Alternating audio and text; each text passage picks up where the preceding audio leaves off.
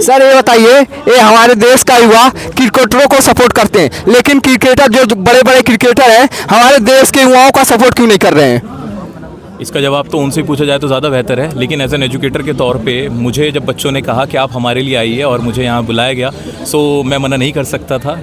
और मैं बच्चों के लिए जब भी जहाँ भी वो बुलाएंगे मैं ज़रूर जाऊँगा।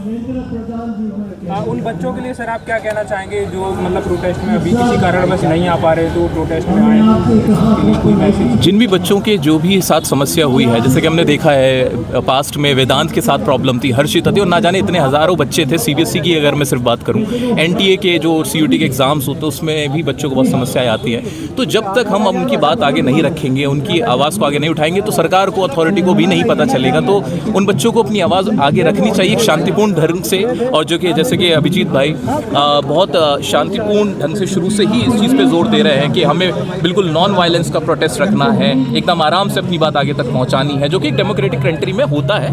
So it's a fundamental right. और जो चीज़ कर रहे हैं, जितनी शांति के तरीके से कर रहे हैं, वो बच्चों के लिए है, एजुकेशन के लिए, और हम सब इसीलिए इकट्ठा हुए हैं कि हम एजुकेशन में जो रिफॉर्म्स की ज़रूरत है वो चाहते हैं और वो होने चाहिए। धर्मेंद्र प्रधान इस्तीफा देंगे, उनके तक आवाज़ जा रही है जिस तरीके से चल रहा है? मुझे ऐसा लगता है कि आवाज़ उठाना हमारा काम होता है। अब वो आवाज़ कितनी देर में पहुंचेगी, कब तक पहुंचेगी, और आगे क्या होगा वो उनका फैसला है। हमें हमारी आवाज़ को उठाते रहना चाहिए और जब तक इंतज़ार करना चाहिए, जब तक हमारी जो हमारी जायज़, बहुत ही बहुत सिंपल हमारी रिक्वेस्ट है, निवेदन है सरकार से, अथॉरिटीज़ से, कि बच्चों के एग्ज़ाम को ठीक से कंडक्ट कराया जाए।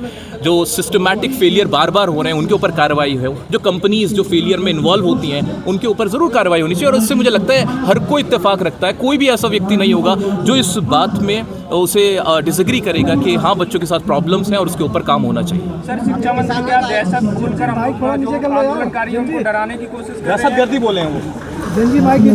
मुझे ऐसा लगता है जो चीज़ शांतिपूर्ण तरीके से हो रही है, जहाँ कोई वायलेंस को कोई सपोर्ट नहीं कर रहा है, तो उस चीज़ को दहशत से भरा या दहशतगर्द से भरा कहना ठीक नहीं होगा। और मुझे आप लोगों से भी यही कहना है, जितने भी लोग यहाँ आए, इस चीज़ को इंश्योर करें, जो कि अभिजीत भी कहते रहते हैं, कि किसी भी प्रकार से हमें अशांति नहीं फैलानी है, केओस नहीं करना है। अपनी बात जैसे हम रख रहे हैं एकदम शांतिपूर्ण ढंग से उसको रखते रहें। सर ये बताइए, जो यूपी में अभी यूपीएसआई लेखपाल का पेपर हुआ है, लेकिन सरकार अभी उसका स्कोर बोर्ड जारी क्यों नहीं कर रही है? उसके बारे में भी मुझे कोई खास जानकारी नहीं है और बिना कुछ पता हुए मैं उस पर बोलना ठीक नहीं समझता। अभिजीत भी कई ऐसे बड़े स्टार हैं, यूट्यूबर हैं, जो अभी तक सामने नहीं आ रहे, जो जेनजी स्टार हैं, उनके बारे में क्या कहेंगे? वो खुल के सामने क्यों नहीं आ रहे हैं? नहीं, आ जाएंगे, मुझे लगता है आ जाएंगे। सारे लोग धीरे धीरे साथ में आ जाएंगे। अभी सर आए और बाकी टीचर्स आए थे, कल अभिनय सर आए थे, अभी किसान नेता भी आए। तो धीरे धीरे ये आंदोलन बड़ा ही होते जाना है। जितना सरकार इग्नोर करेगी, जितनी सरकार आवाज़ दबाने को ट्राई करेगी, उतना ये आंदोलन बड़ा होगा।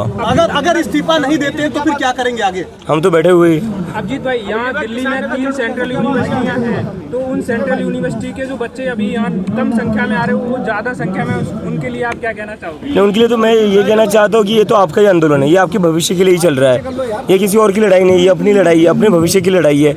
और हम अपनी लड़ाई खुद नहीं लड़ेंगे तो कोई और लड़े, ये हम कैसे एक्सपेक्ट कर सकते हैं? तो हमारे खुद के लिए, हमारे हक के लिए, हमारे फ्यूचर के लिए हमें खुद आगे आना पड़ेगा सबसे पहले। उसके बाद हम दूसरों से अपेक्षा कर सकते हैं कि वो आगे आए।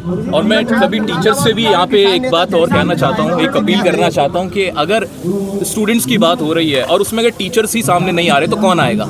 अगर आप अपने बच्चों का यहाँ सपोर्ट नहीं करेंगे, उनके जो बहुत जायज़ मुद्दे हैं, जो कि उनकी जेन्युइन कॉज खड़ा रहेगा एज अ टीचर, तो मैं उन सभी टीचर्स से भी रिक्वेस्ट करूंगा कि बच्चों की आवाज़ को इस तरह से उठाएं और उम्मीद करें कि बेहतर रिजल्ट इसके हों।